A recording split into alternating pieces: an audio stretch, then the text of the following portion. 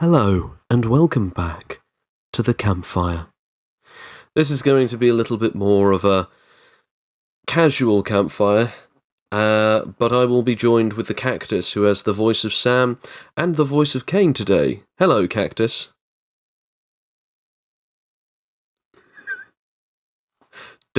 No one wants to start? So, this is the Cactus.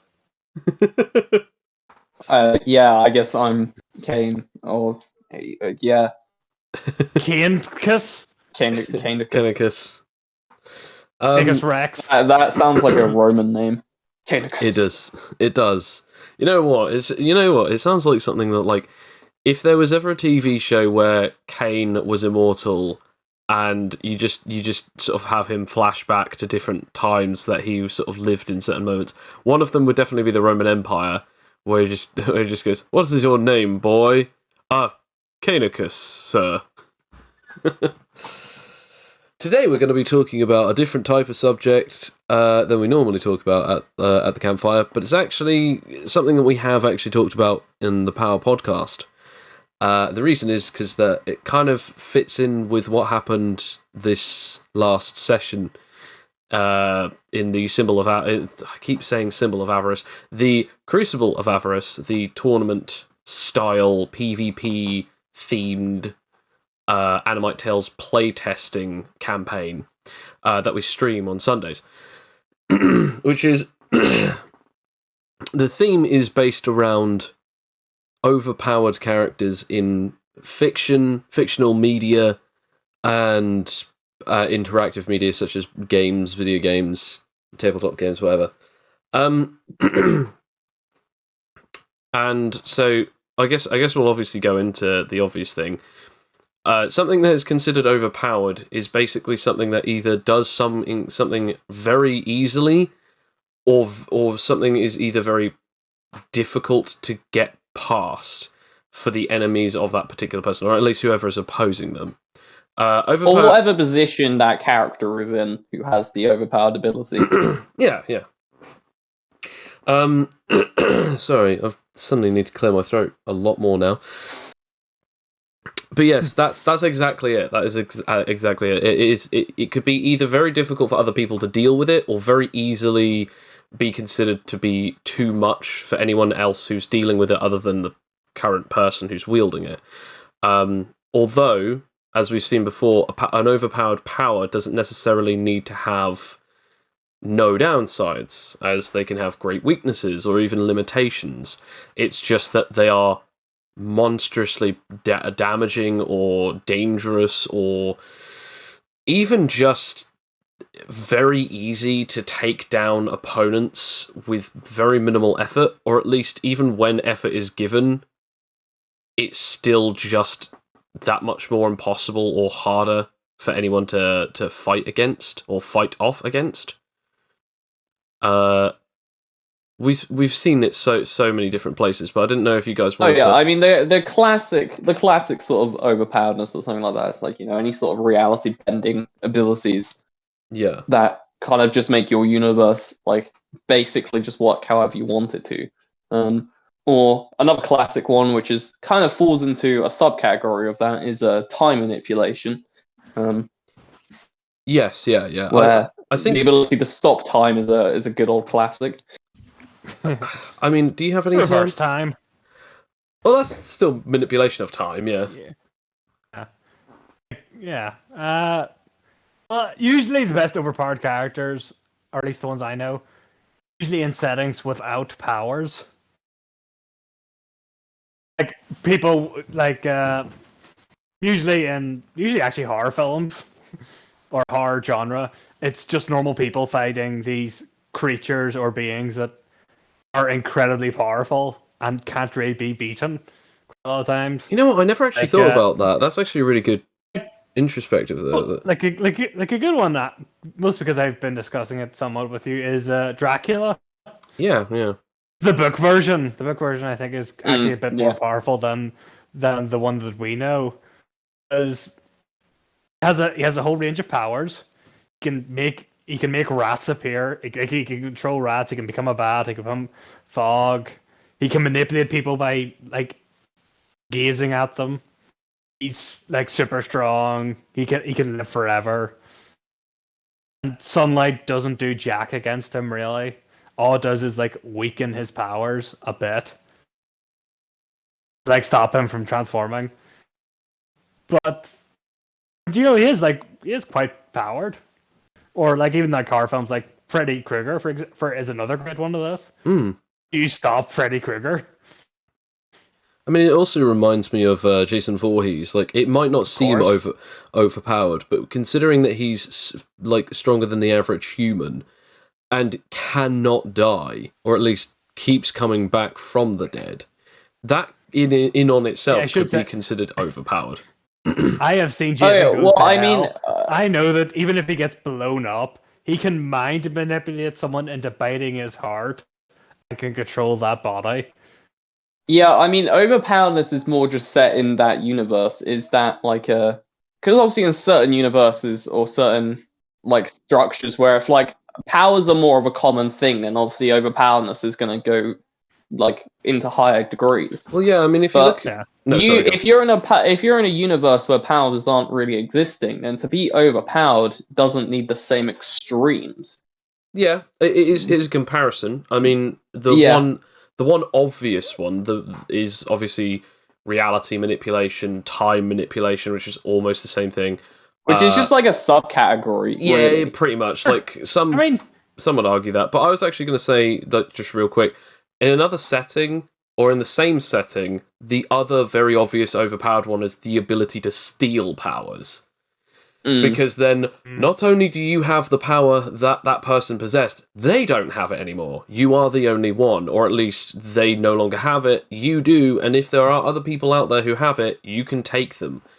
So yeah, that's either way. That's just a really terrifying one. But it's not always considered overpowered. I don't know if anyone's ever heard of Misfits, but there's a guy who can give, store, and take away. Like he can take away powers and give them to other people, even if they never had powers to begin with. And he can also like stock and store multiple powers in himself. However, he cannot wield nor use any of the powers that he has currently stored in himself. However, he can give people multiple powers, as is shown a few times in the show. There's also another guy who can permanently remove powers from people after having sex with them. But later on, he gets his powers reversed. He has sex with someone, and he gives every power that he's ever taken away from any person ever. So, again, it's kind of one of those things that's not overpowered, because, again, two specific requirements are met, and there are limitations to the power. But to have multiple powers would be considered overpowered if the world is consistent of no one has any more than one. So, yeah. I mean, in the world of powers, that sort of ability, it's the same in the webtoon comics Unordinary, where I guess put this out there for anyone watching, spoiler warnings for probably multiple series. But essentially, you find out that the main character has the ability to essentially manipulate their own aura and via doing so copy other multiple people's abilities. But it's not only that he can copy them, it's also that he can amplify them to greater degrees than the original user could ever do. As well as mixing them perfectly with any other power that he has at that time. So at that point, he essentially not only copies your ability, it's even stronger, and all he has to do is see you use it once, and it's essentially his. Although the power isn't permanently taken away from that user, it's just your power might as well be useless because you're fighting with someone who has your ability but better, stacked with at least like multiple other people's powers. I have your power, but I'm better. Yeah. And essentially, it's that thing of like the character also, well, he balances his weakness very well because he's very good at unarmed combat. So even if you try and not use your powers against him, it probably won't work out for you, and you'll probably end up having to use it to defend yourself, which then gives it to him. So there's almost no way of escaping it, which brings it back around to why it's so powerful. There are loopholes with certain ability users like that who can copy, amalgamate, or steal and then use multiple powers at once. Or even just have multiple powers at once, which are sometimes power potency. For instance, the more powers that you have, the less amount that your body can take or hold up to keep continuous use, or even that the amount that you have are nowhere near as powerful as each other, or even your body cannot take the pressure of being able to use said powers because your body was only used to being able to have one, depending on the canon. But there's another one, which is the concept of whatever power that you copy, how capable are you going to be with it, or how new is it to you? Like, there is one particular idea that I saw spinning around at one point, which was someone has a power that can allow them to instant kill anyone that they touch. The downside is that whenever they do it, they have a certain amount of time where they cannot use it again. This guy shows up, and the guy who can the person who can copy powers copies this guy's ability and instantly kills someone. But up until then, they didn't know that there was a cooldown, and at that moment, the guy who has this power originally is able to kill the copier because that he never knew that was the specific weakness. On top of that, there's also the fact that the less familiarity with the powers can obviously give you a weakness, but it's also the fact that, like, for every power that you take, for every power that you copy, for every power that you have, at least one, if not all of them, will have at least a limitation/weakness. For instance, so you can generate fire, but you might be less resistant to the cold. You might have powers of ice, but be less resistant to the heat, and so on and so forth. I mean, I think we should also mention this doesn't necessarily mean you have to have a power. Oh no, be overpowered. Because to be honest, I think like the Terminator, for example, is overpowered. But he doesn't have a power, and the reason he's overpowered is because it's a metal man. But no, because even as they saw in the future, they can just destroy them with energy weapons. But the reason they cannot destroy them in the past is because their technological level is far inferior. It's exactly what the Terminator. It's exactly what Kane was saying. Like, it doesn't matter what power you have. If you even have a single power in a world where no one else has them, you're technically the overpowered one. So, I think you can kind of sum that up with technology as well. Technology, fighting, it's all these things where if you have something that is far beyond everyone else, then that is fair to call overpowered. If no one else can rival it. Okay, I was going to say even Iron Man. Exactly. I mean, he's in terms of what he's able to create technologically, he's beyond everyone else, and thus he's be able to essentially make these like war machines of costumes that essentially no one can be. I mean, like, what was it in like the first? I think it's the first or second movie. He gets hit by a tank. Like, and it does nothing, and then he just shoots a small dart and then immediately blows it up. It madly inconveniences him. Yeah, exactly. And it's like by that point your technology is so advanced that even war machines are just inconveniences to you. And I mean, that is overpowered. Like, overpowered doesn't have to be via power. It's just if you are able to become such a force that such things that are considered powerful become inconveniences, then I mean, if by that point you are overpowered. If you were to base it off the fact that he had a metal suit that could grant him a bunch of military hardware, but there were certain limitations to it, such as power usages, or even the actual suit itself did not protect him for any more than maybe a couple of shots, or even maybe it was just the equivalent of wearing a thin plated armor similar to like knight's armor. So if he got shot, it gives him at best maybe one bullet per plate before a second bullet just tears through it. And it's like, it's not necessarily overpowered at that point. He has relatively the purest basic form of a suit of armor that has weapons built inside of it.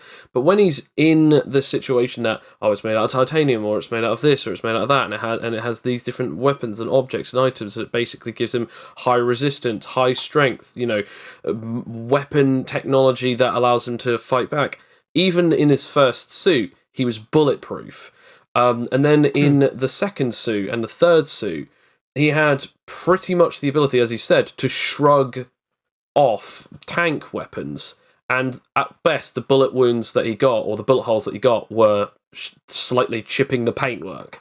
So when it comes down to overpoweredness, it was actually based off of how little it inconvenienced him, as Sam said, it mildly inconvenienced him from a tank blast. And again, no gun can really sort of measure up to that after that point, unless if it was a freaking naval gun. But on top of that, it's the fact that it has military hardware, it has energy weapons, it has a ton of different special bits and pieces of tech that allow him to be able to fight in a multitude of different ways. And even crazier is, each one that he builds, it gets better and better. As they say, in like a particular like framework meme, he got stranded in the middle of the desert, so his next suit had a GPS tracker. His friend fell from a great height and broke his back, so then the next suit that he builds, which is for Peter Parker, the Iron Spider suit, has built-in parachutes. He was out in the middle of the cold. The next suit that he builds has built-in heaters. And finally, it was something like, what was it? It was something like, it was supposed to be something like, it was supposed to be, I think it was something like, it like had a problem with the power source. Because obviously the one particular power source that he had an issue with was, obviously it was originally killing him, but then obviously he got that fixed or whatever. But then I think there was another particular thing that said, the power sources were originally dangerous because if they got damaged, they blow up. And I think there's like a particular thing being built into the suit where the nanomachines shut it down. So it's like it basically, even if like the actual arc reactors are stabbed through or damaged or broken, either the nanomachines will repair it, or they'll basically cause a failsafe where basically it just depowers or does whatever so that it won't leak radiation or basically blow up. And it's just a really interesting thing, because by a certain point, it's basically liquid sentient metal to a certain degree. Yeah. I think that is probably like an interesting thing, is it?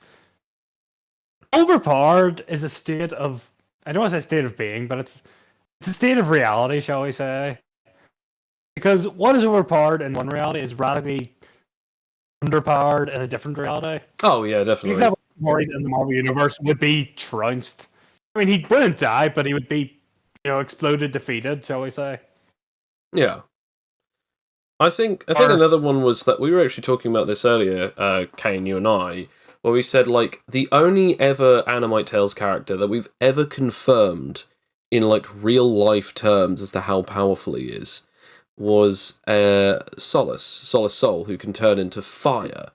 And we specifically stated like how much his damage dice actually equates to in the forms of real life heat. And it was like, oh, okay, well, this amount would be this amount of degrees. I think it was like 2,500, and then like in his solar mode, it would be then 5,000, and then in his blue star mode, which doubles his damage, technically it would be 10,000 degrees, which is the equivalent of a blue or white star. And we were saying like, oh, this kind of power would just be absolutely ridiculous.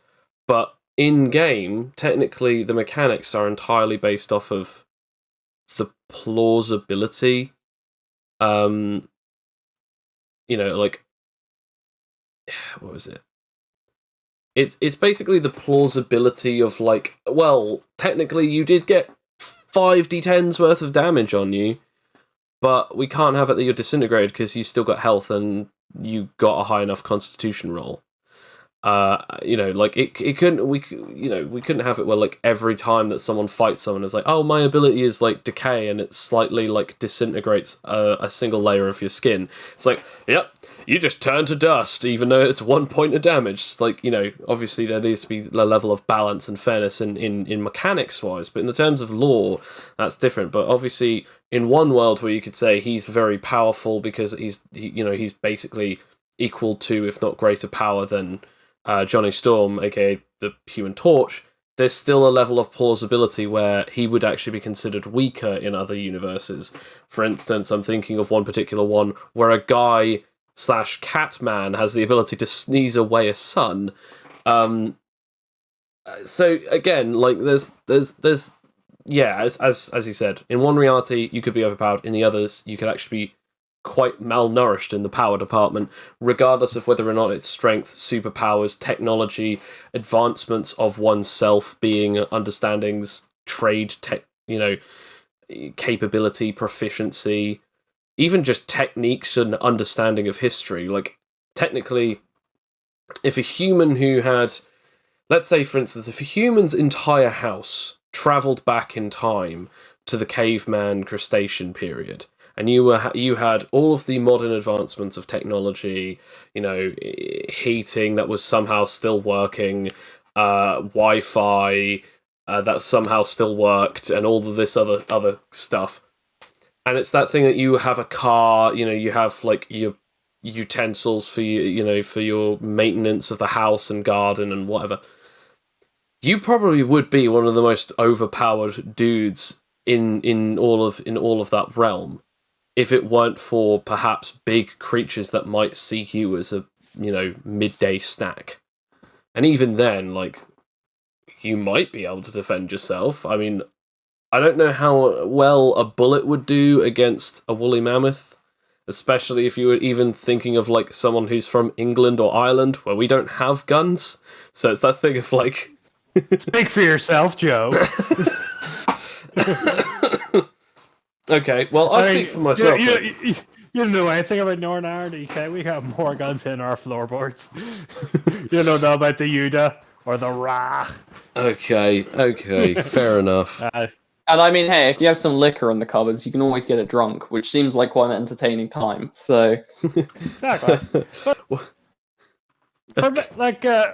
For many of its downfalls, I will admit, Dracula the Series, like the 3-part miniseries, at least got that part right about humans of today. Like, I've met many emperors. None of them would leave this room for 5 minutes,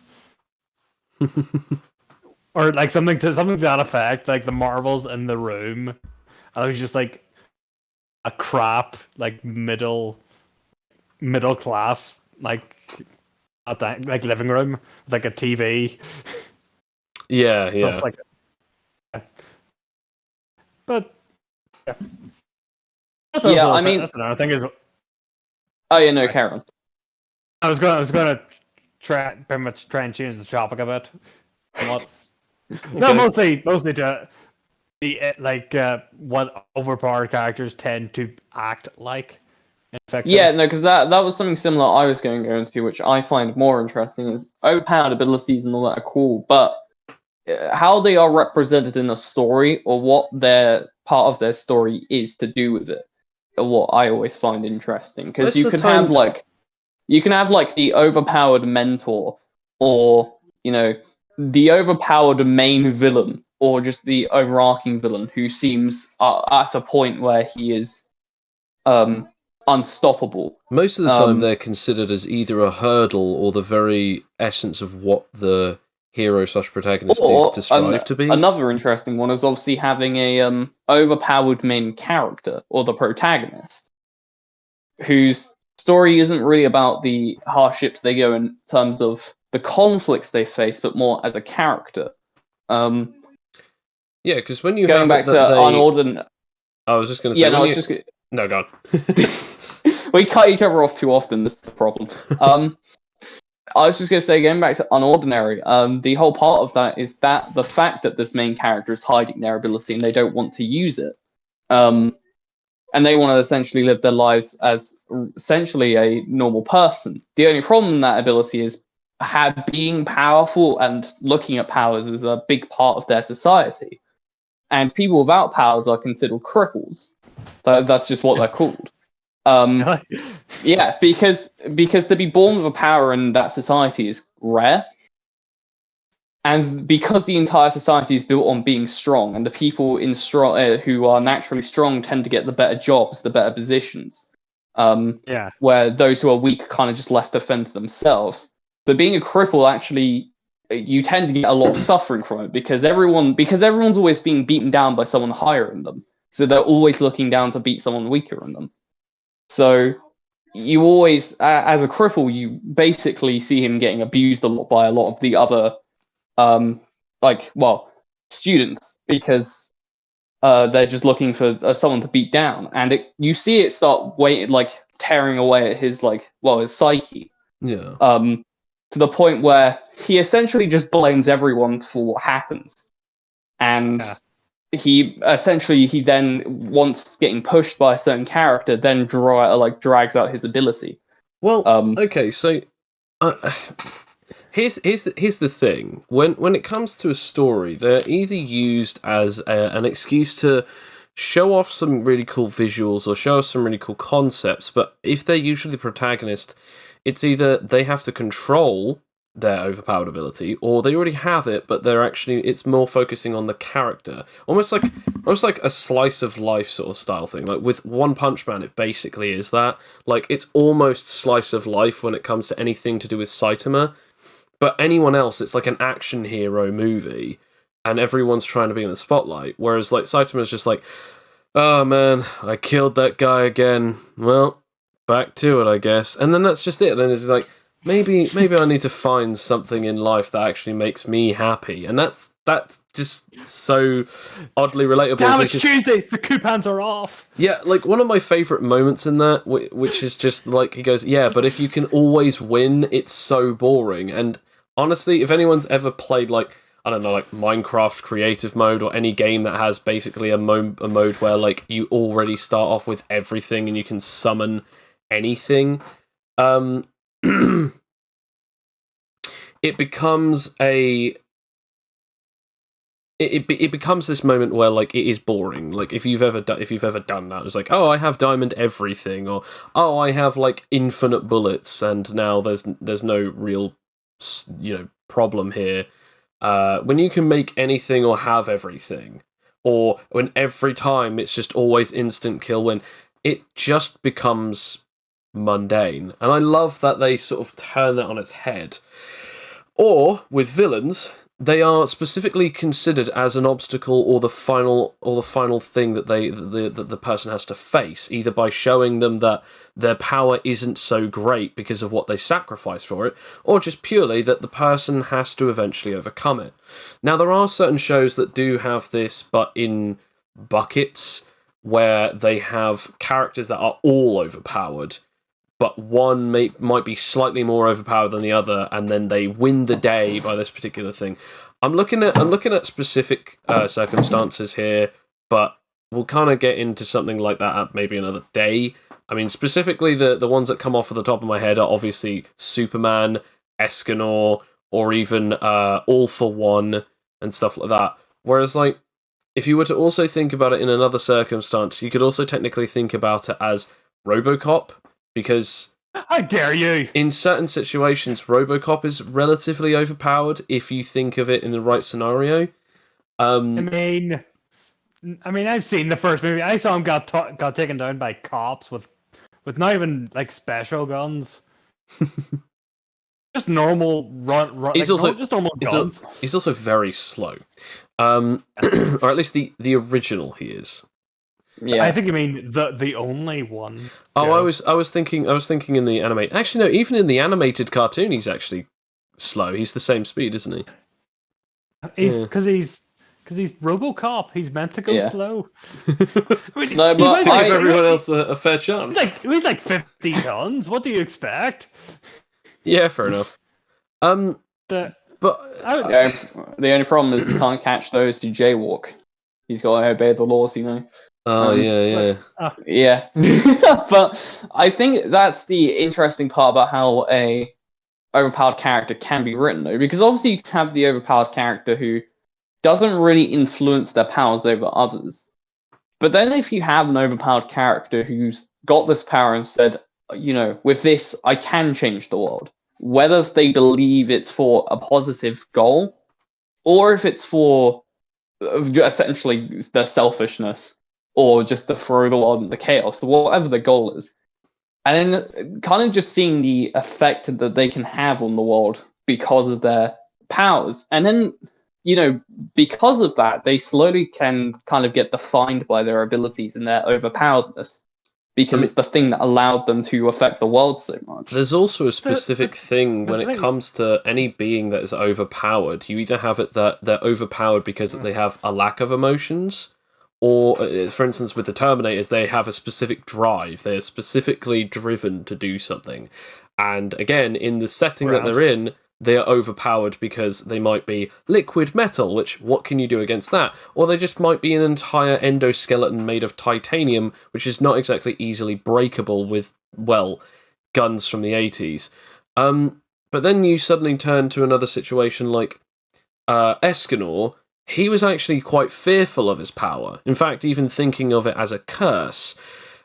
But then you then see Superman, and he's just like, he doesn't really technically think of his power as a curse or a blessing. He just deals with it. He only really had issues when he was a child, because obviously, at least in some of the movies, you see as a child, like his X-ray vision would like start playing up all of a sudden, or that must be scarring for a kid. It's not just. It's also later on in his life he has to decide how much power he should do, how much good he should do. That's one of the big questions. Superman is how far, like, he has all this power, but what should he do with all of his power? Yeah, like, and I think that's one. Should he try and conquer like that kind of thing?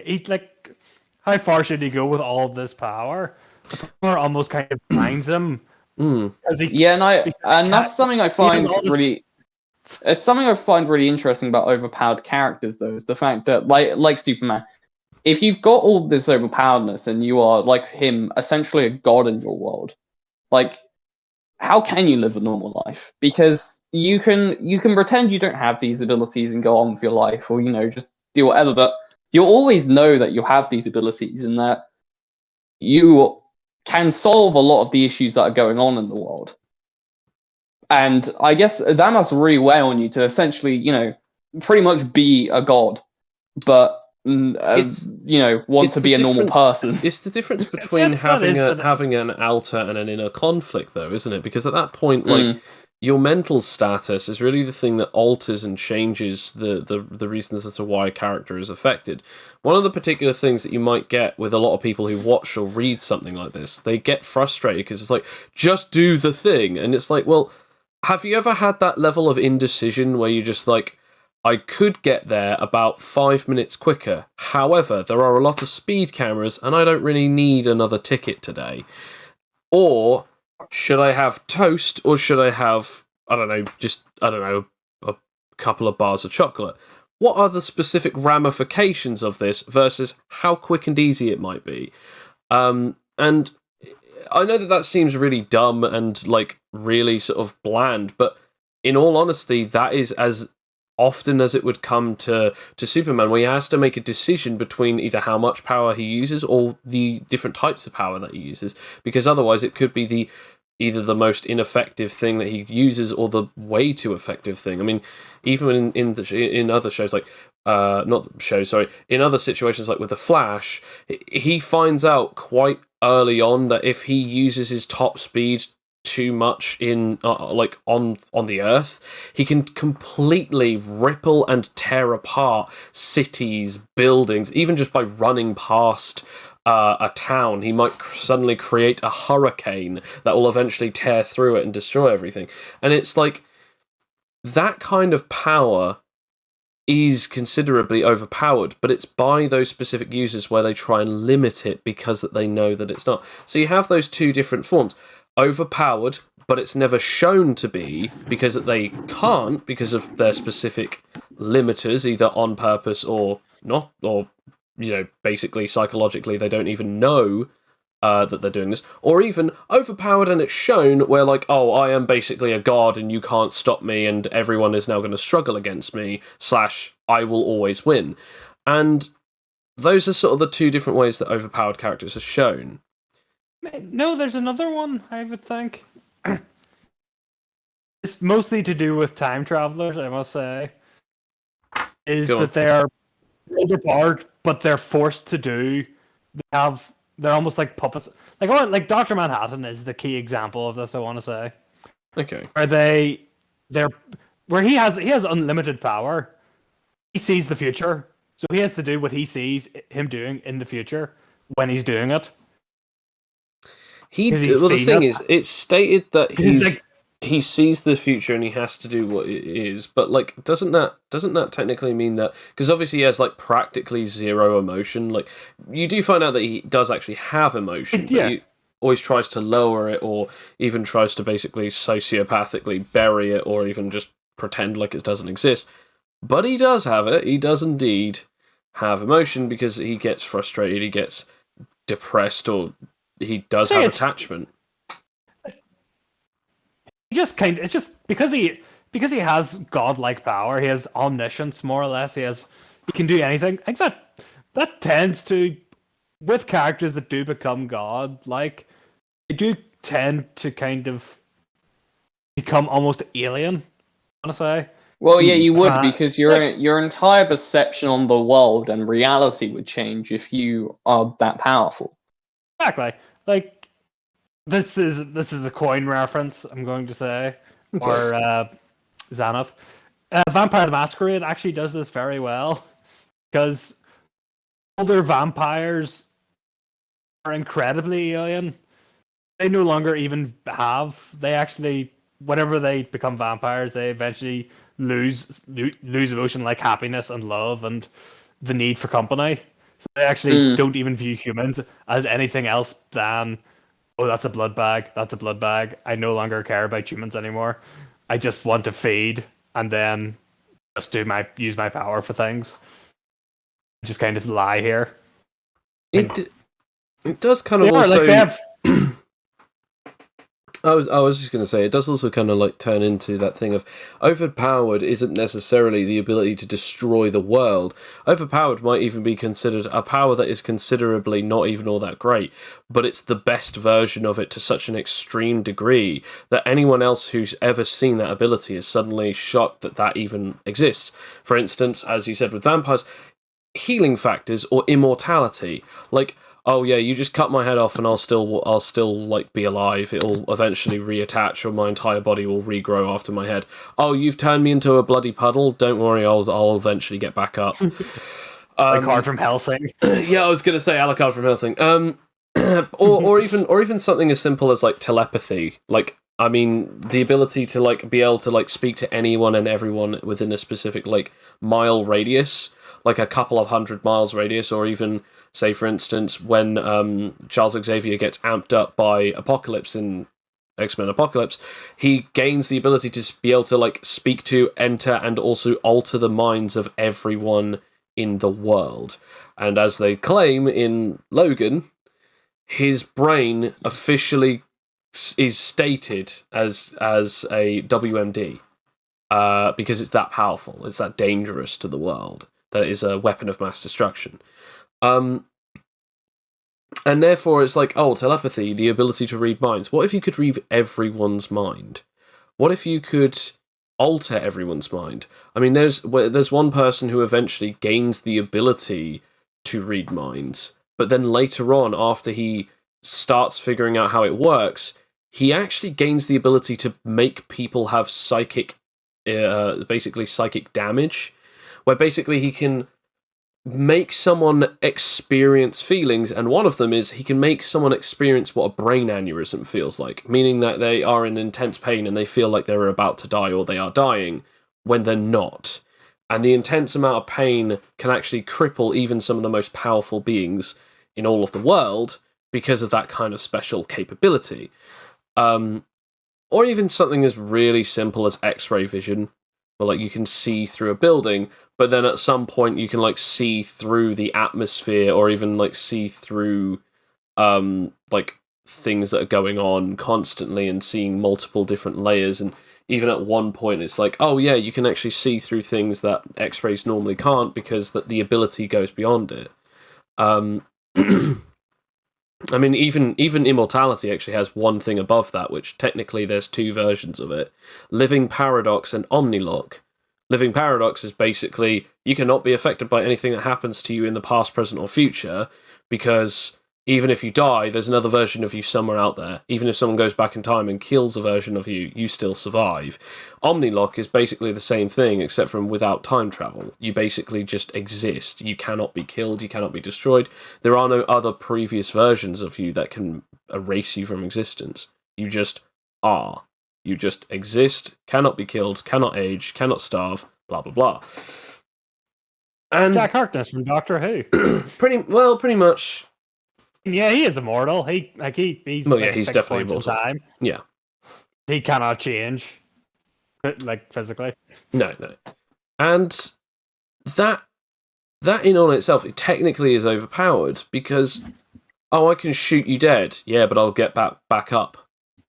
And it's like there's even the Miracle Day where he is shown to be killed multiple times, to the point of which they have gallons of his blood, and he still keeps waking back up.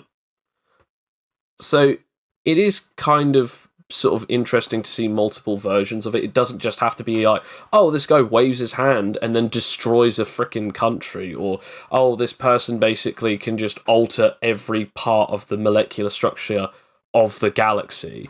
It can be something as small as the ability to never die, or something as odd as the ability to teleport anywhere throughout all of existence and reality, even if you just made the place up in your mind.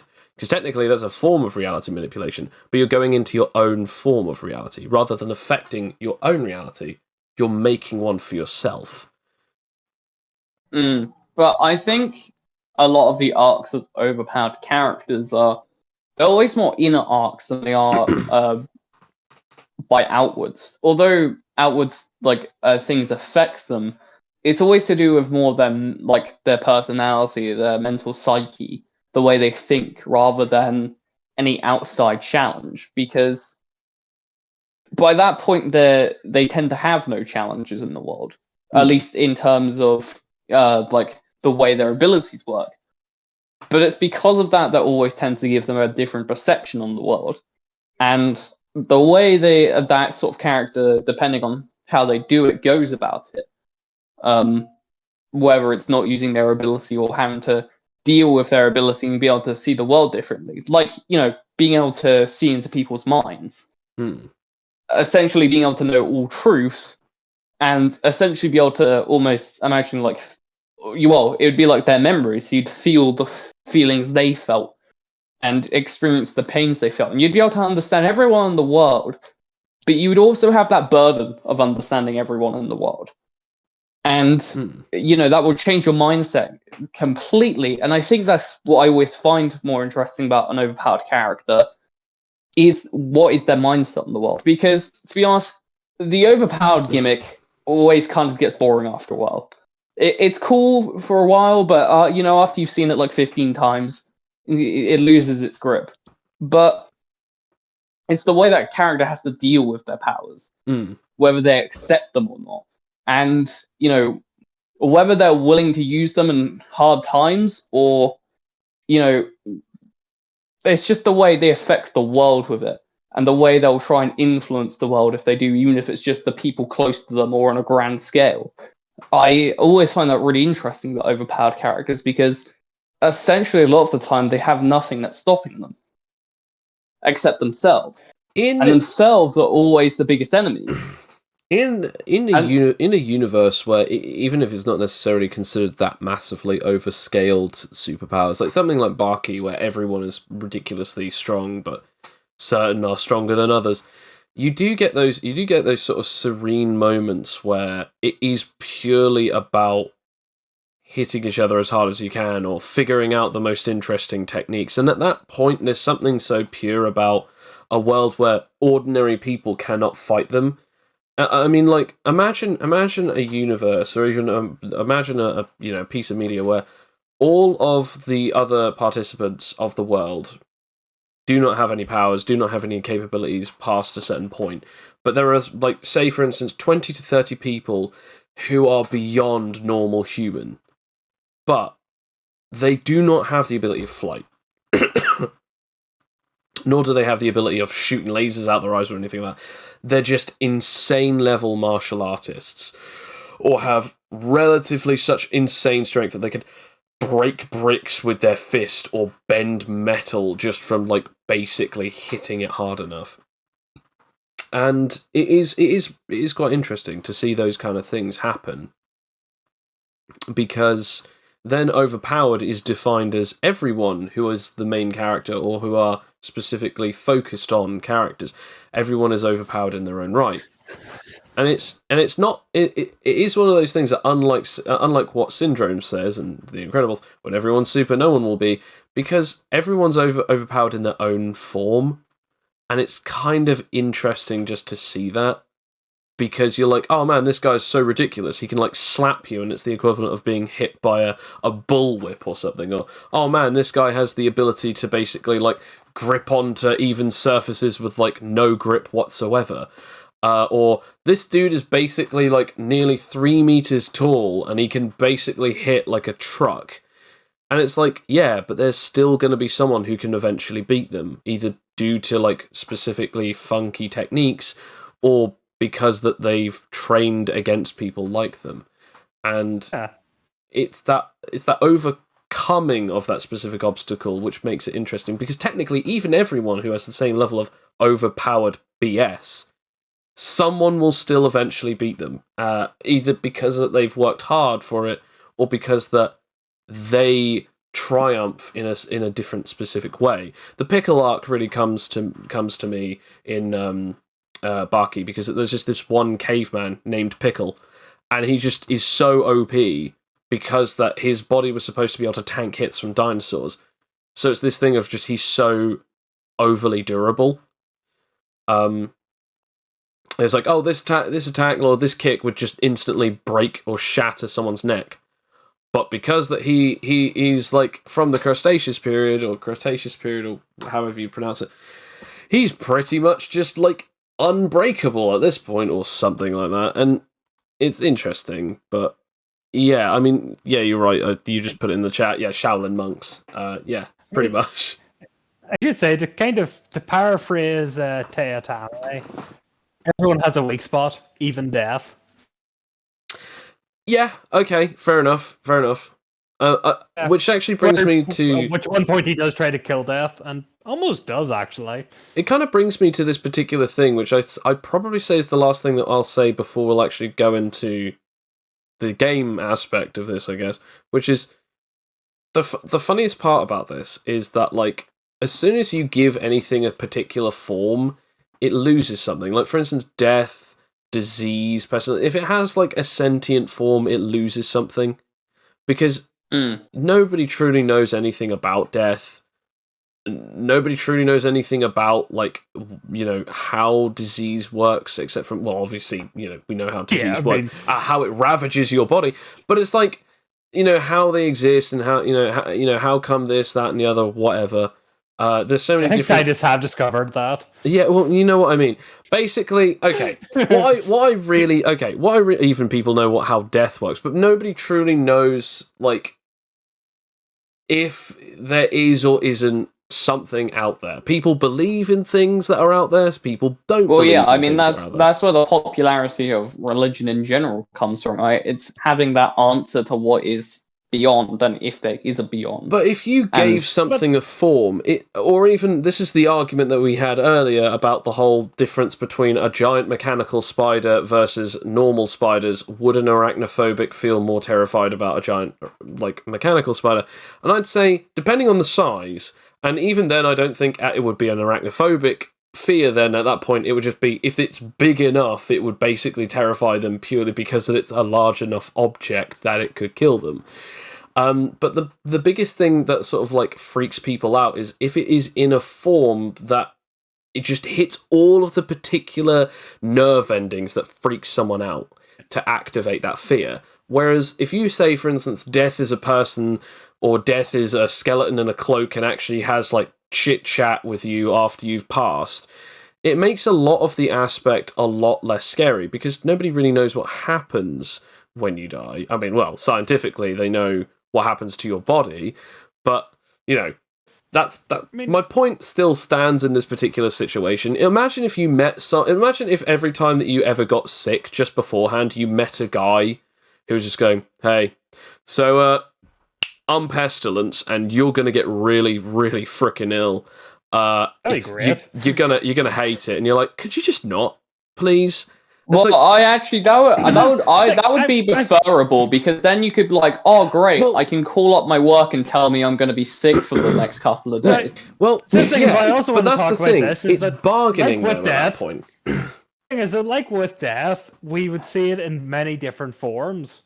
Because death, as we've seen in fiction, has many different forms. Death can be, as we've seen in some words, like a friend. Because at that point, you've had a horrible life. You're like in pain. Death is like he helps you out of bed and brings you somewhere safer. Or death can be like a chaser, someone that tries to run after you to grasp you. Trying, like, I think it's like in the DC universe, the New Gods. He's like not an ice skater. Like I think he's called like the Black Scare or something. Well, I mean that even in that universe, there's the Black death of Death. the Speed Force. Yeah. Is just who the Speed's main thing is running, but they can't run away from him no matter what they do because he'll always eventually catch up. Yeah. Yeah. But Death is also. But no, Karen. He can also be like just be like a businessman. Like, well, okay, you've lived 35 years. I'm going to take you tonight. So if you want to get your affairs in order, that'd be great. Like in the Twilight Zone, that's one of my favorite episodes. Like, if going on the kind of disease part, it'd be like, God, I wish I could have a couple of days off. Pestilence, and he's just like a server. Like, say, what illness should I give you? Oh, the common cold. Oh, you could probably work. You could work like that. Oh, broken. Oh, how about this one? Slight pain in the joints. Maybe an infection, maybe not. Who's to say? I mean, again, this is one of the reasons why the next campaign is going to be sort of based similar to this kind of stuff. But again, we'll get into something about that at some point. But my point is that yes, it makes things a lot more convenient, or a lot more interesting, or a lot more, let's say, agreeable. Personification breeds the capability of agreeability and civility, as you once said. Instead of barbarism, there is civility. Well, the problem with this particular situation is the whole point of death, of toxins, of famine, of war, of strife, of difficulty, is that it doesn't have a form that you can really grab and shake and go, not today, or fight it back, because when it comes time, something is going to happen. Even though that you can try and avoid death, you can avert yourself from, getting sick as much as you can try your damnedest to make sure that you don't end up starving or thirsting, not wanting for anything. You can try your absolute hardest to make sure that you don't conflict with anyone or commit any kind of type of war between you and anyone else in the entirety of the world. And, making sure that there's no strife and trying to do your best to not pollute. But at some point, it is going to come a time where it just happens. And you can't bargain that in any other way, because a lot of these things are out of your control. Could be agreeable to a game of chess. If Seven Seals taught me nothing, you can play chess with them. If I end up being immortal, then maybe I'll agree with you. But until then, I think that's always been the human dream, though, hasn't it? Is to be able to overcome everything. I think that's where we always like to humanize everything, because humans are flawed. And to give something like death a form of humanity also makes it flawed, which means it can be overcome. Which is I feel like throughout stories of mankind is just kind of how it's always been. Humans just want to triumph over everything. Like you want to get to a point where you might not want personally, But throughout stories, it's been the achievement of eventually being able to overcome things like death. I mean, Lord be able to- knows that the weeb community likes to personify things for other reasons, but yes, to fight, to kill, or to screw. Because you are well aware of my love of the Greeks. They've had many stories where they have tried to overcome death only for.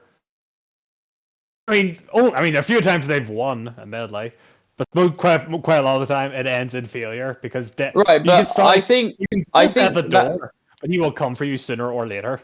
But I think that's the thing, right? Is that there were a couple of times that they triumphed, which made death flawed, which made possibly more attempts because death could be flawed, and I think that's a lot of the things that, again, it's the idea that eventually something, you can find a way past it no matter how long it takes, whether it's completely past your time or not. I mean, that's just how humanity has advanced.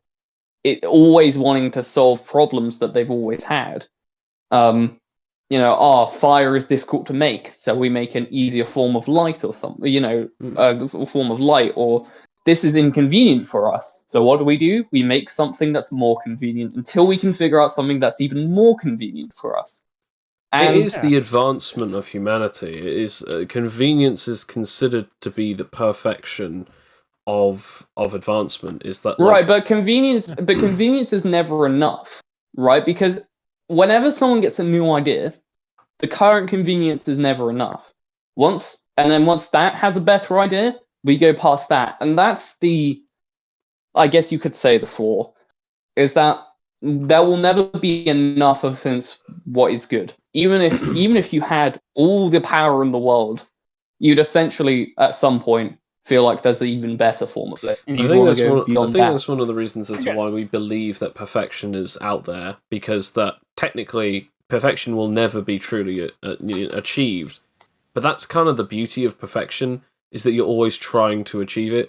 Although, as we have learnt in many stories, those who attempt to constantly achieve perfection eventually end up falling, because they attempt to change the things that either do not want to be changed or do not need to be changed, and therefore they break the very foundations. I mean, we've seen it before. Pride eventually becomes the very big downfall of a lot of beings, which is actually what I was actually going to get into in this particular video, which is where we'll sort of cut off the previous conversation now.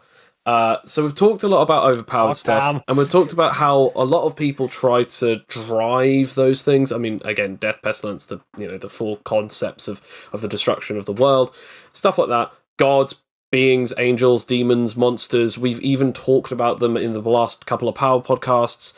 Everything that is considered overpowered, or any trope that uses an overpowered trope, eventually comes round to this, which is in games. Something that is overpowered is either seen that it needs to be there because A, you need this thing to be overpowered because otherwise if you just suddenly killed it then you'd be out of options, or B, it is there because that is something that you will eventually overcome. Now, technically in games... Or it's a loophole, because, Yeah, but in games... or it's set dressing. Well, this is where I was going to get into it. In games, there are two possible different ways. There are lore, or set dressing, as you said, or there is mechanics. In lore, in the story, this character is supposed to basically be a god, and they are supposed to be really powerful, but in this particular scenario, they're actually gone mad, and therefore they've lost some ounce of their ability, or their capability of reasoning, and therefore that's why they're not actually all that well up there with their special powers that they should be, because technically, if they really thought about it hard enough, they could snap their fingers, and you'd be gone, like as if you were just, blipped. Whereas in mechanics, they just go, okay, well, this does this amount of damage, and it always destroys your health. There's nothing you can do. And there's two different forms of overpowered, because obviously in games, overpowered is either there's nothing you can do against it, it's going to happen, get over it, and there's nothing that you can do against it, but there is a limit to how powerful this is. For instance, in Dark Souls or Sekiro, there are attacks that are very powerful and could instant kill you at the beginning of the game. But later, you gain at least enough health to be able to at least soak up one of those hits each. Like, each of those particular hits. I think there's not a single instant kill attack in the game in Dark Souls 3, at least, after you have gained enough levels. No boss, no enemy, no nothing can instant kill you. Apart from ailments, no, there isn't. Well, as long as there's not an ailment affecting you, because obviously the jailers technically can instant kill you because they could bring your maximum health down, but I don't really count that. Yeah, and the curse ailment that literally slowly kills you, and once it reaches max, it just insta kills you. I'd still state that that's not necessarily insta kill, because that the requirement is you need to build up curse, which then it just basically kills you regardless of health. But again, fair enough. The only other one is fall damage, but again, fall damage is really dependent, because after a certain distance, you basically hit terminal velocity in the game's concept of terminal velocity, which basically means even if you have 5 meters.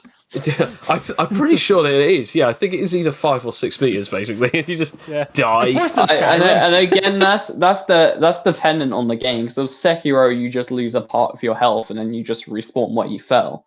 Where in Dark Souls, it's literally just insta kill. And obviously in Skyrim, if you fall a certain distance, you do just outright die. It just kills you immediately. So yeah, I mean, it's things like that where it's really dependent on the game and how harsh it's set, or how just the game works in general and its code, where that becomes but a really big issue. In games, there is at least specifically a story or a mechanical reason as to why this particular thing is this powerful. Either because you have to lose because it's for the sake of the story, or you have to see how powerful this guy is because the game is basically telling you you're not ready yet, or mechanically it's like, this is how hard he hits, are you ready yet? And it's like, you're either like, I either have to get good or I have to start leveling up. Alright, well, I guess I'll try it another 7 times, and you either learn the patterns, or you basically start eating the contents of a random bowl that was being followed by a large amount of flies and dung beetles. But one of the two particular things about these is that they're not really anything to do with the...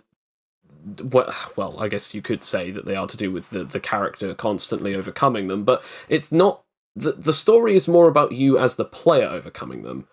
Or the story is of which that is unfolding, telling you, by the way, now that you have been killed by this guy, you now know how powerful he is, and by the time that you get to the end game content, you'll be able to beat him, and look how far you've come, sort of thing.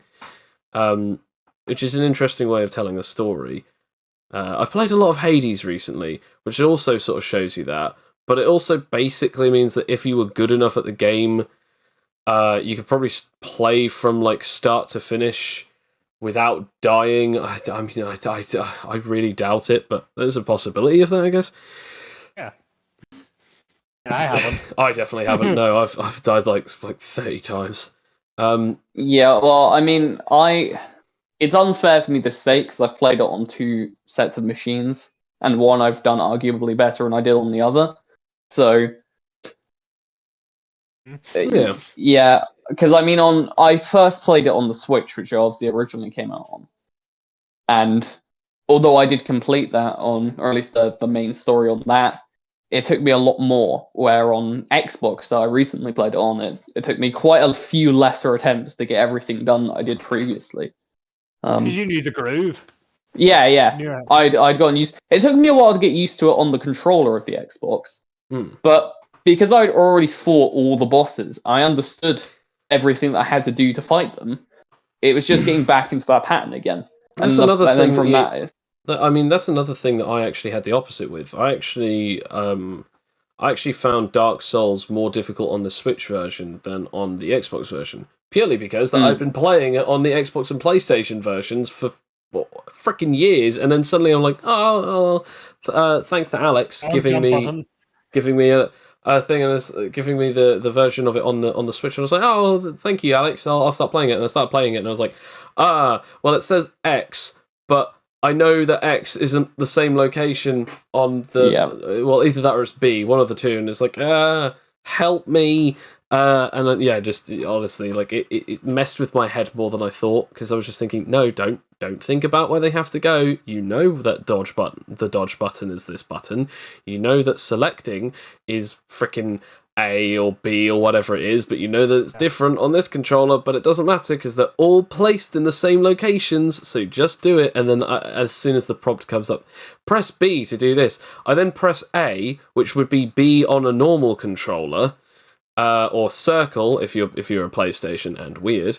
And then you just dodge roll. And there was a moment where Sam was with me, and it's like, okay, all I have to do is pick this item up, and I dodge rolled over the side of a cliff and died.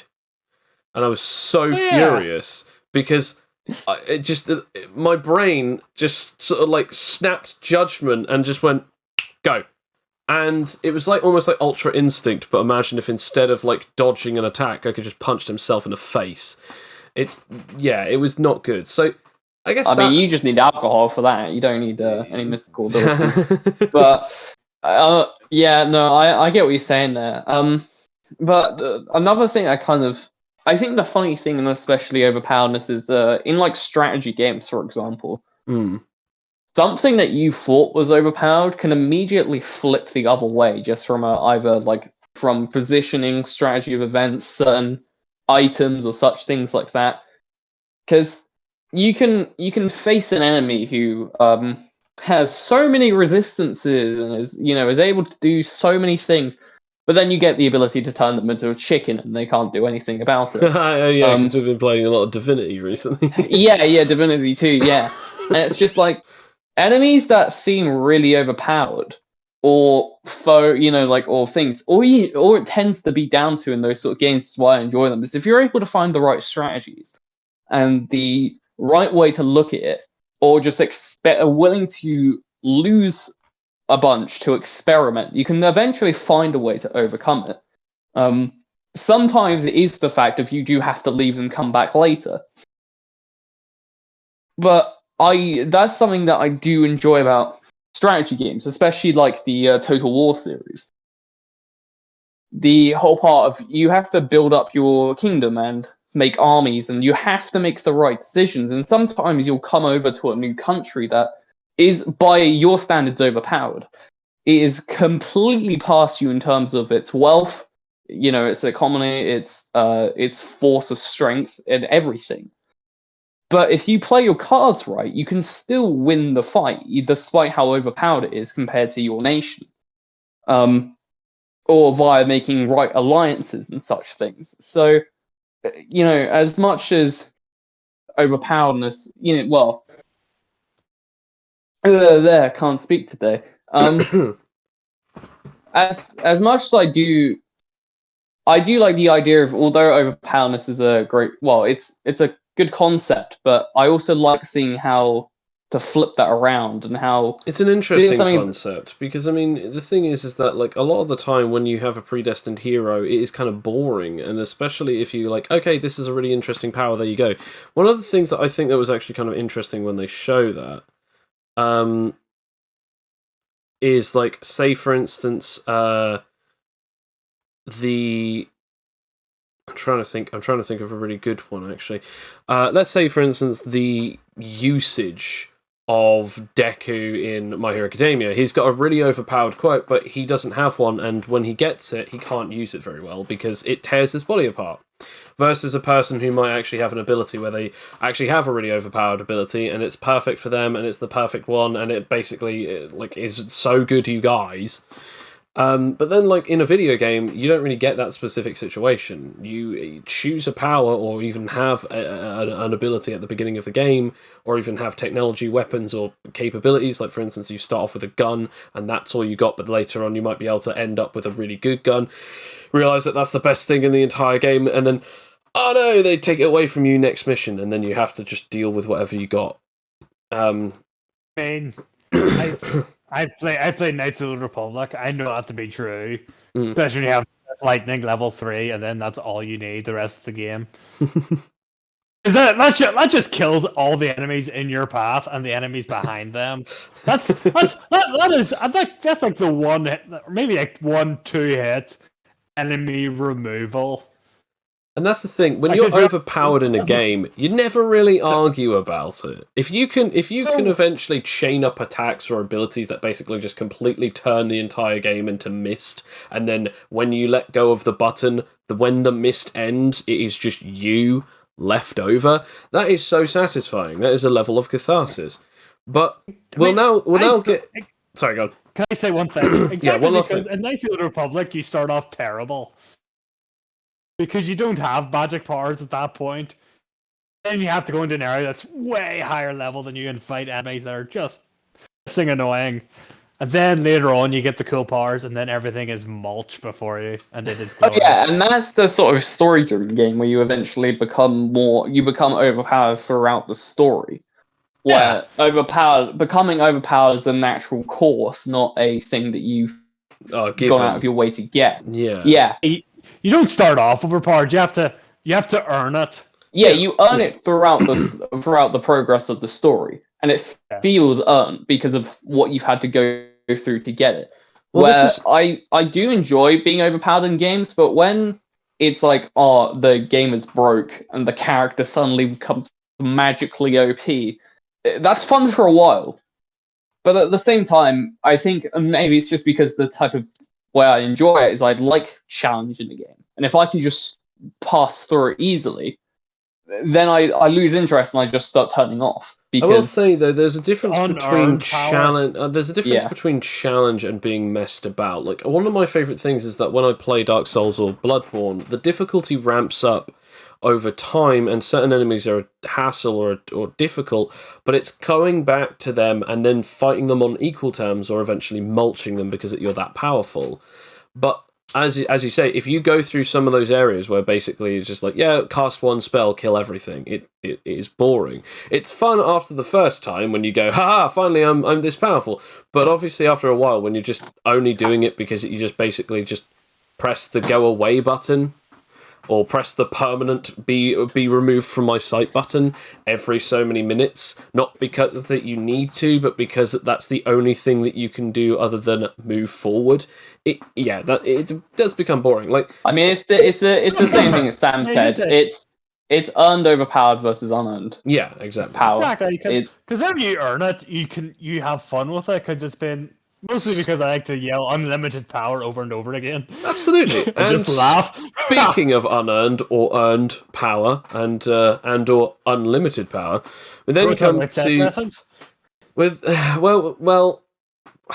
do have a few great examples for that. Well, we'll talk about it more in this particular segment, because this is sort of like this is going on quite longer than I thought, but I was actually going to say in tabletop RPGs, or in tabletop games specifically, like AnimiteTales, D&D, Fate, Mutants and Masterminds, even Call of Cthulhu. I mean, well, we'll go backwards from there. Call of Cthulhu, the only concept that you can ever really consider yourself to be overpowered is if you have a gun and the person that you're firing at doesn't. But I mean, most of the other times, the overpowered things are actually the eldritch horrors and the abominations and basically the elder gods from other dimensions, because they can make you turn mad, and then that's it. Your character is basically unplayable now, or even they are dead. Whereas, like in D&D, you can end up being overpowered, but by a certain point, it's like, yay, it's a really cool thing to eventually say that you got to. But more than likely, you're not going to start at level 20, because if you start at level 20, you're basically all undefeatable, unkillable, like untouchable gods, or at least you've gotten up to a certain point where you could be that level. Whereas the overpoweredness really comes more from the monsters and so on and so forth. In AnimiteTales, it is kind of, well, the whole point of it is supposed to be a power gaming simulator, where like you get to be those kind of characters, where you get to play as overpowered or relatively well-powered characters. And obviously, Sam, Kane, you've both played as characters that are either relatively mildly powered or very overpowered. I would definitely say that I've seen at least an overpowered character or two from at least the both of you. And I've also seen characters that never really got to their maximum potential, let's say that. But you've also had to fight enemies that are very overpowered. mostly this is my fault. That's a bit of an understatement, but yeah, carry on. But but I'd say like the 1 or 5%, if I'm going to be not so generous, comes from as to whether or not you guys do something where you fight each other, or do something where, let's say, for instance, the dice I roll to specifically determine how good things are going, and then a dice slips up, and a random number generation basically is the thing that ends the whole game. Which we'll get into what happened in the last session as a quick rerun in a second, but I wanted to specifically hear any opinions that you have on this particular part of the discussion, which, you know, I'll leave it open for that. Yes, I did enjoy my insta-kill spears thrown at me. Thank you very much. I mean, context is very important there. They were indeed instant kill spears, but you didn't die though. Yeah, only because I got like natural 20s majority of the time, and I made a technique that made me unkillable, and that's the only reason I live. So yeah, I wouldn't exactly call that. Think about it this way: if it was D&D, you would have had to have fought something that could have done that as well. So, Well, there's difference because there's just how the game works in between saving throws and such things, which we don't really have in this, because it's just your regular modest. I've just realised, Sam, Yeah. your microphone, you're like miles away from it now, aren't you? I mean, I plugged in my controller there, so it might have been trying to get through that. Oh no! About now. There Is we it better go. now? Yeah, it's fine. Yeah, it's better now. Sorry, what were you saying? No, I was just saying how if it was old school D&D, you've had to save versus death and then just died against most creatures, or save versus being turned to stone. Yeah, although Gorgons were real bastards. Back in the day. I think being one of the beginning playtests of the games didn't help when you didn't exactly know how to balance characters even more. When it was just more fun testing out the powers, but the balancing didn't really make any sense. The last 3.5 years have been very... you know what, they've been very interesting, because I've learnt more than I could possibly say than I think I ever could. But at the same time, I still feel like there's so much more that I could learn from the way that I've DM'd in the past. I have made encounters that are too strong, and I've made encounters that are way too weak. And quite frankly, some of them were almost insultingly too weak.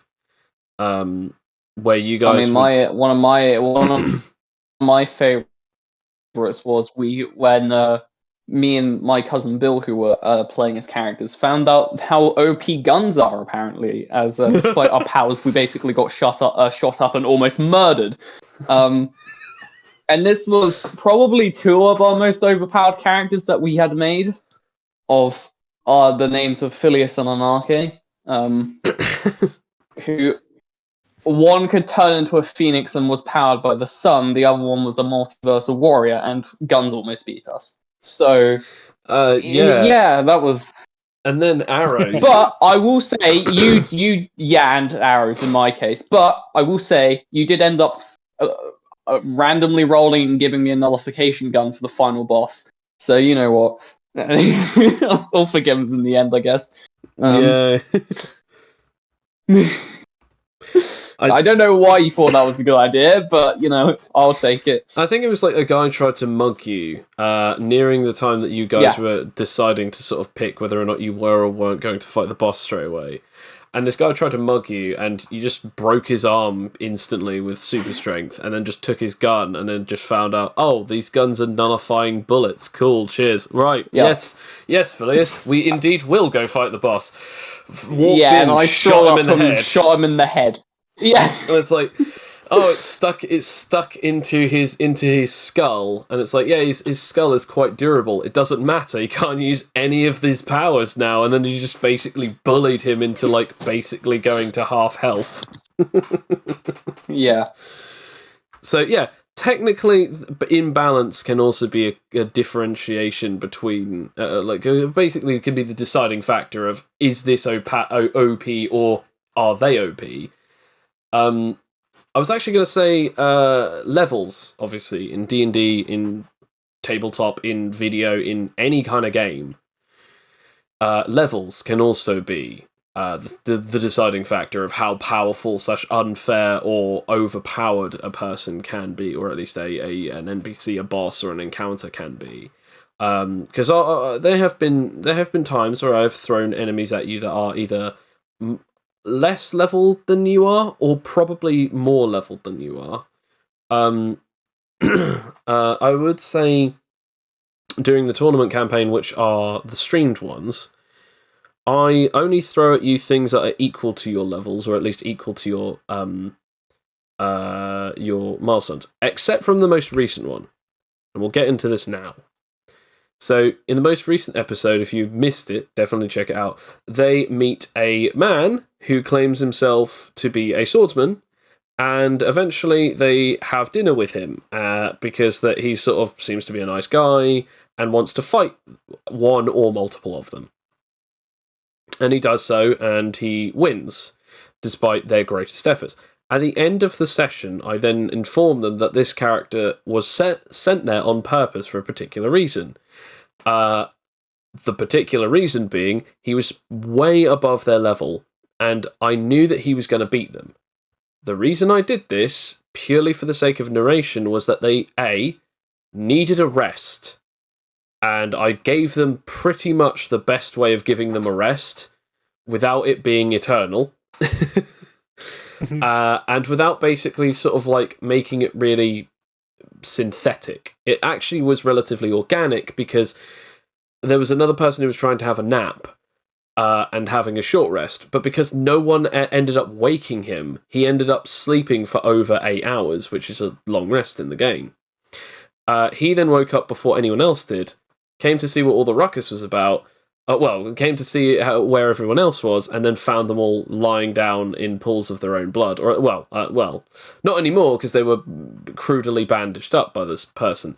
He had also stayed there and basically helped them survive and recuperate by basically slaying anyone who got too close to them. Afterwards, he then left so that they could then recuperate on their own, which about 10 minutes later, they all woke up. This gave them the opportunity to get a little bit of health back, and also for them to get any of their abilities back that they needed, because that they needed to have a long rest, and they also needed sleep because that they were becoming exhausted. So, I did this on purpose so that then they could have that. The other reason was also to do the very big thing that shows like to do quite a bit. Show off a villain / an antagonistic character that is way beyond the current protagonist's capabilities, so that then later on they can fight him again and either be on equal terms or be able to completely trounce him. So I guess I'll open the floor again. Do you think this was a good way of how I dealt with this, or do you think that this could have been done differently? Well, or do you think that it could have been done better? I know that there was definitely different ways that I could have gone about it.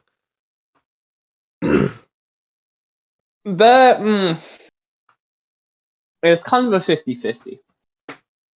Because, although, yes, you introduced them obviously that there are obviously also greater threats out there. Well said. You'd think I'd be able to speak English better, considering it's my first language, but apparently not. Don't worry, I have that problem all the time. Actually, that's a lie. Pingu is my first language. Beep beep. But it's that thing of, although it was also partway through that point that a lot of them were just trying to have a rest in general, before the fight even started. So it's that thing of, I think I remember speaking to you before the session. You were thinking that they were going to be quite resistant when it came to having a long rest, where it turned out they were more compliant to it than you originally thought. So I think I think you could have just said your characters are getting tired, and they would have probably agreed for a long rest. I don't know. Do you think that's the case, probably Sam? Worked out fine, considering the risks. I guess. Do you think that's the case, Sam? I mean, I would probably considering how when we first tried this, we got more or less bushwhacked. And whenever we got bushwhacked and then came out worse from it. I doubt we would try to get a rest anytime. Like we probably have traveled further inland or outland. We probably would have traveled further and not rested until we found a spot that was absolutely secure and like no one would want to go to. So probably like the Alaskan tundra. And then it's like, well, I'll build a hole here. We'll be safe here.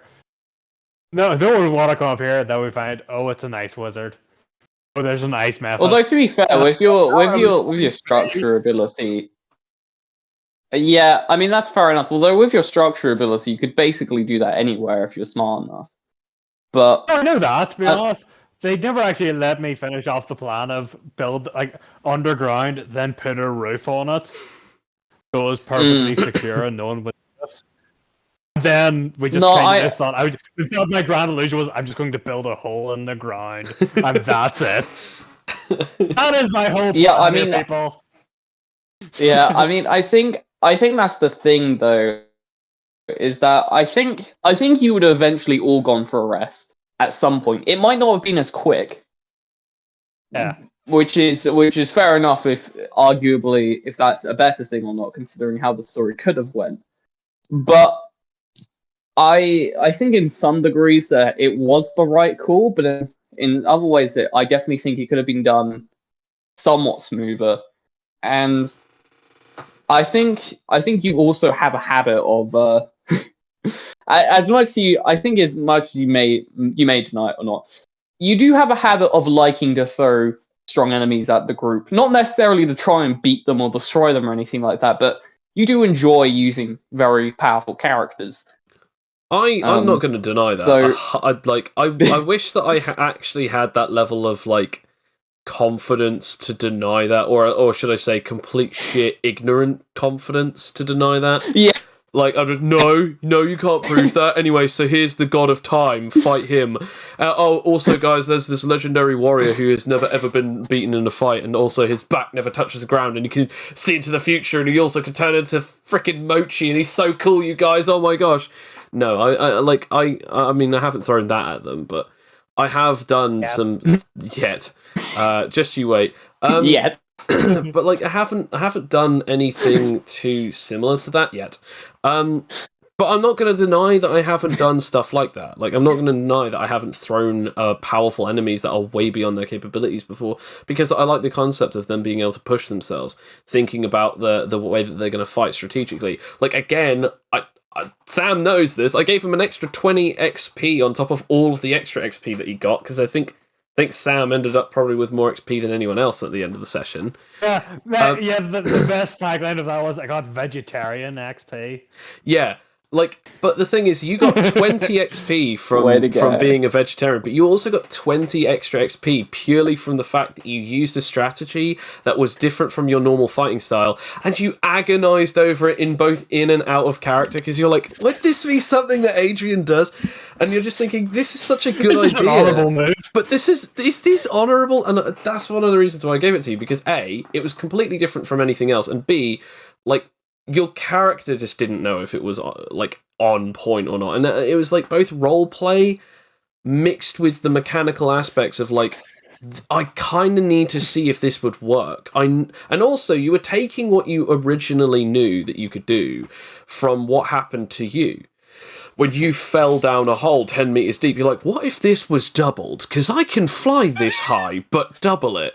What if I make someone like be induced to the same pain, only worse? And I love that sudden moment of, I have this environment, and I've experienced what has happened when this environment hurts me. What if I make the environment hurt someone else? And I love that because that worked so well, and that's why I gave you extra points for that.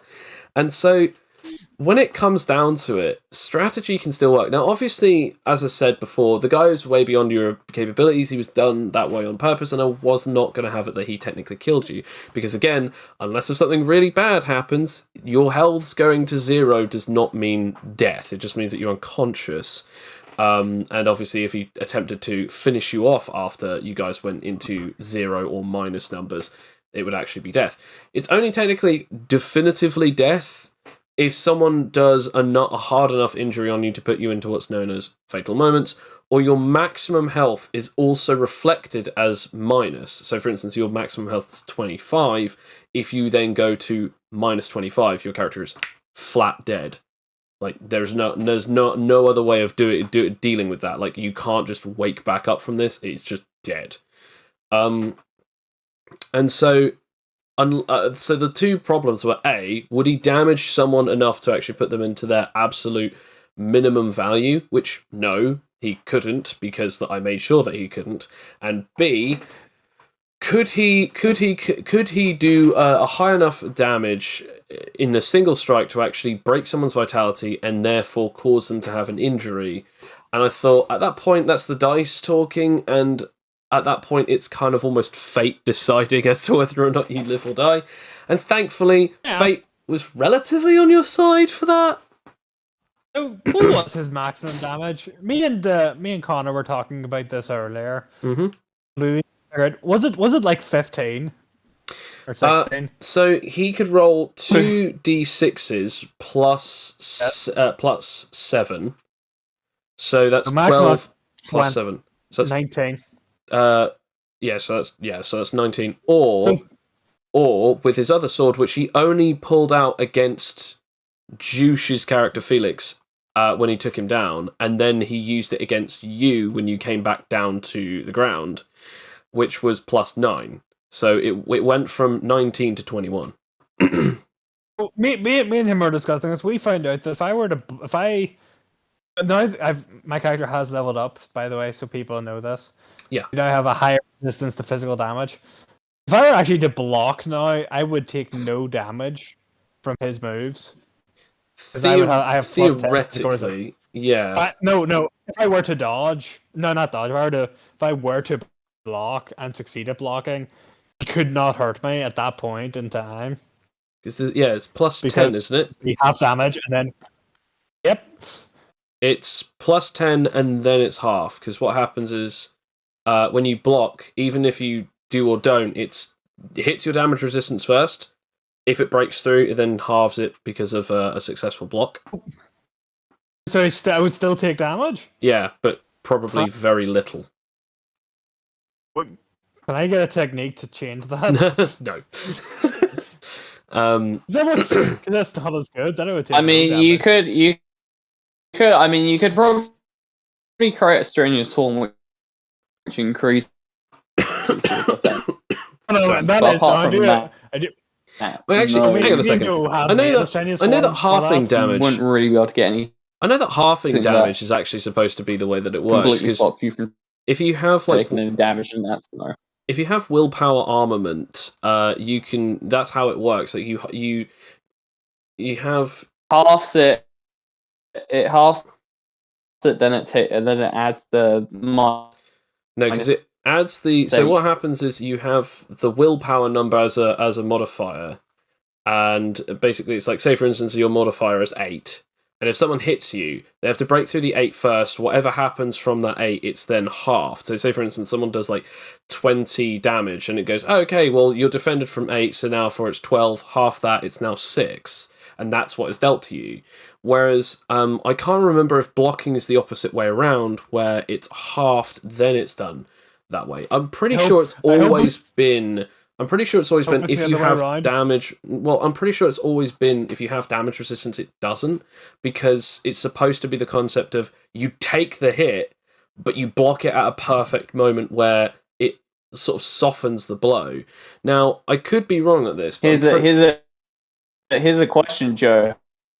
Have you ever written this is in the rules in the book? Because if you Blocking haven't, does state that it halves good damage, thing but to it's write down. never stated anything about It's never stated anything about damage resistance. No.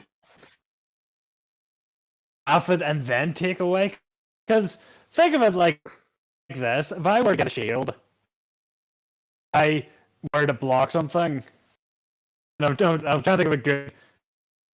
Trying to think of a good example for this. Well, okay. With the shield, yeah, it does technically make sense because you're no, thrusting. not shield. Well, no. Say for instance, when you're thrusting it against someone and someone hits it, it's the shield that's then taking that, and then if anything goes any further through the shield, like say for instance, like the shield has +10 and it's being struck by a hit that does 20, it makes sense that only after that going through, it would then mean that with a perfectly timed block, it halves any of the damage incoming that breaks through the shield because of the well-timed block. So at that point, then it would be damage resistance first, then halving.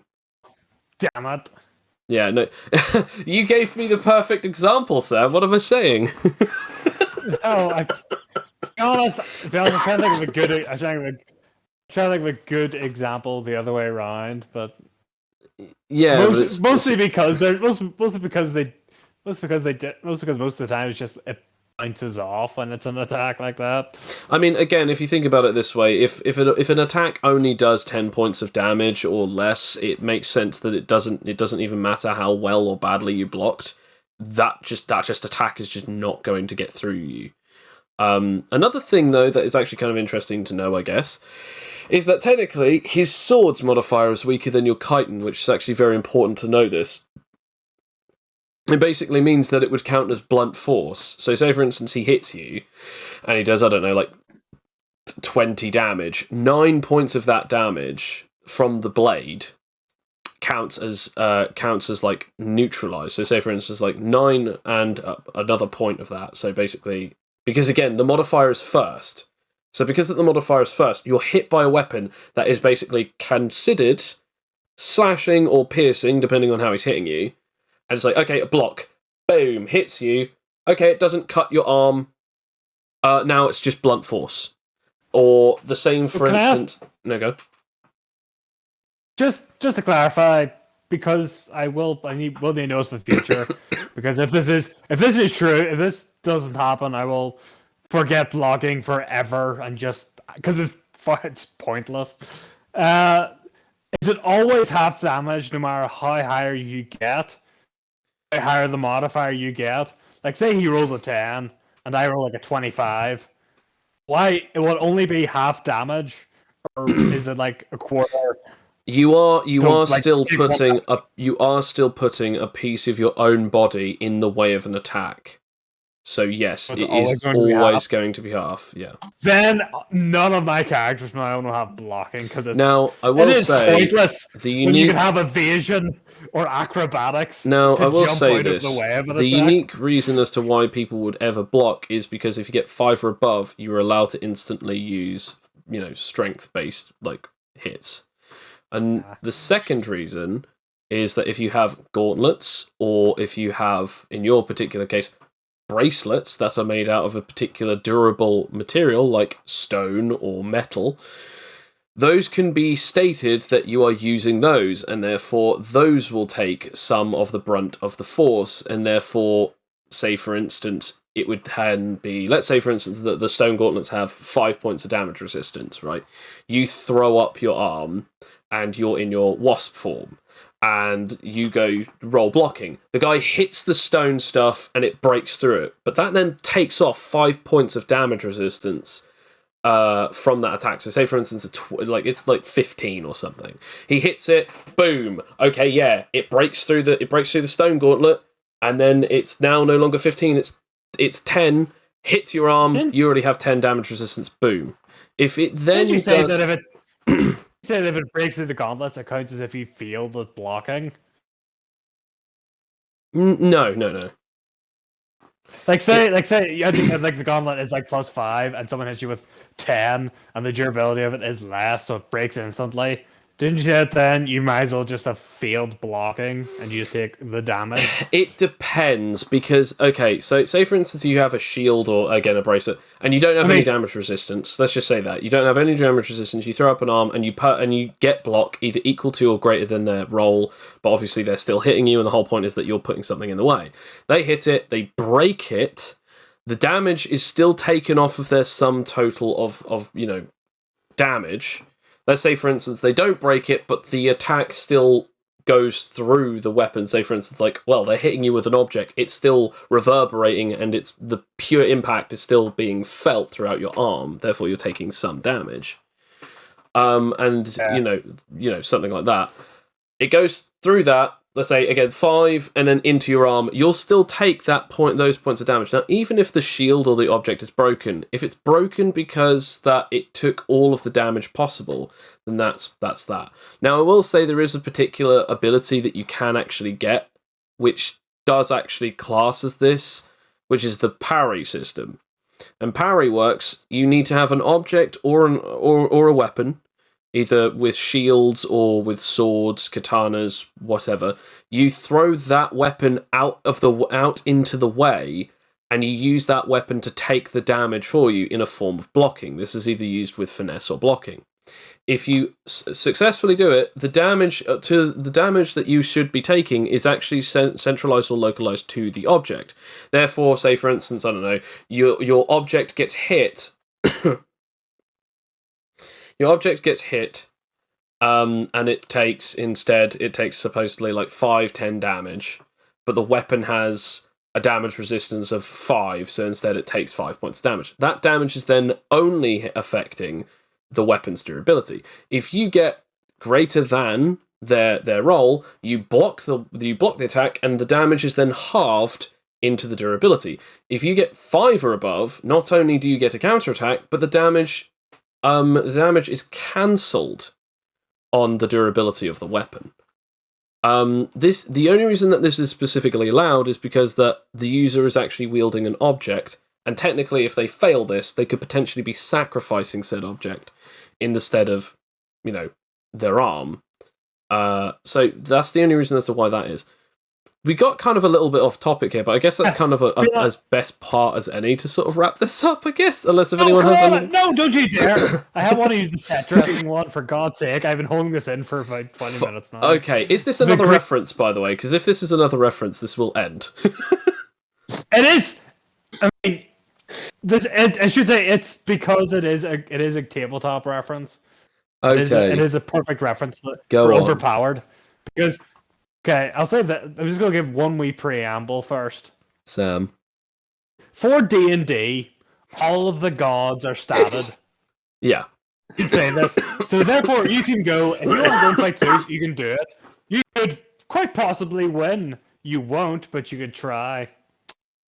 There is a being in D&D that is not statted, that if you try and attack them, you lose. You either die or you get teleported away. There's a being in a place called Planescape, which I keep comparing your multiverse to, mostly by accident. That's fair enough. Mostly because it sounds fake. There's a being in it called the Lady of Pain. Just in the center of the multiverse, in this, it's called Sigil. She just kind of floats about. If you try and talk to her or go near her, she will send you to an interdimensional plane called a maze. If you try and attack her, or if you annoy her, you can just be instantly killed. To the point that there is, in the video game version of Planescape, called, I think, Planescape Torment, which you can get for the Switch and the Xbox and all the other good consoles, you can get a doll of the Lady of Pain and annoy her by playing with it, to the point that she will come down and maze you, and then if you keep playing with it like an idiot, she will just kill you. There's nothing you can do about it. There is no fight. There is no trying to talk. You are dead. That is overpowered, people. That is unstoppably in all honesty, I'm glad that you shared that, actually. Because there is no stats. It doesn't even have what her personality is in the book. It just says the Lady of Pain is, and she wanders about. And the two things that annoy her, people that worship her, and people that annoy her, more or less like, what do you call them? Like the wee people that clean the streets and like these wee weird alien creatures that like clean the streets and fix things up. Those are the two things you know about her, and that she can maze you and instantly kill you. That's all you need to know about her. So don't be a janitor. Yes. And I guess just but yeah. so for all you school janitors out there, I recommend to change job. If you believe in the Lady of Pain, anyway. Don't believe in the Lady of Pain. Yeah. She will hate you for that. Yeah. You will be found in the middle of the street with all your body parts spread out over a 2-mile radius. In the shape of an interesting looking labyrinth. Thank you very much for everyone who's listening to us. Thank you for this long episode, both Sam and Kane. I know that this one's quite a difficult one. We kind of got off topic, but I kind of feel like it was more of a discussion and just chit chat than a normal episode anyway. We will at some point be recording those if blank were a tabletop at some point, but it's been so hectic that we have not really had time. Plus we get easily distracted. I mean, we did say we Can I mention one last thing? But whenever we feel like it, well, yeah, that too. But yeah, we did say that we'd get round to it at some point when we could do it. Kind of have to be in the mood to do it. Yeah, it's not something that we can schedule. It's something that was like, hang on a second, are we now starting to talk about this? Do we have at least an hour left in the day? Then we should probably record this. And I think that kind of came up yesterday, but it was like, well, it wasn't even yesterday. I think it was like it was on Sunday night. It was actually today. Wait, was it today? You said today. Well, yeah, that happened today, but yeah, it was like, should we just record? And then we didn't do it. No, because we got distracted. And then we played Divinity 2. Yes. Actually, can I say one last thing about the Lady of Pain, just to show you how overpowered she is? Okay, one last thing. Go ahead. In Planescape Torment, you play a man who is immortal. You should say, every time you die, you come back. You cannot be killed in Planescape Torment. The Lady of Pain can kill you. You can be at one point maybe fight a god, and they can't kill you. They can kill you, but you'll come back. The Lady of Pain will stop you from coming back. Overpowered she is. Yeah. Okay. All right. Just thought I'd mention that. Even higher than even gods. All I'll say is this, just for the sake of levity. The character that you guys fought, obviously I called him Daius Miyamoto because it was supposed to be sort of a fanboy creation of a character that's supposed to be another world's version of Miyamoto Musashi. The only particular reason as to why I've built him this way is because I really just wanted a weeaboo fight character that was actually going to be quite difficult for you guys to beat. But relatively quite powerful and also relatively quite nice and honourable and interesting and cheerful in most of the circumstances, but obviously super overly serious for the sake of combat.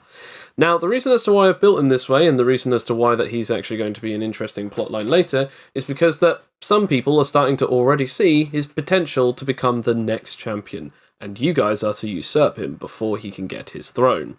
Now, I will say this just as one last thing. Yes, Sam, and also Connor and everyone else who was in that situation, you are absolutely right. He was quite powerful, but yes, you could in fact take him down with those numbers. But what if that wasn't his maximum capability of damage? Thank you everyone, and have a wonderful night. Ciao ciao, for now.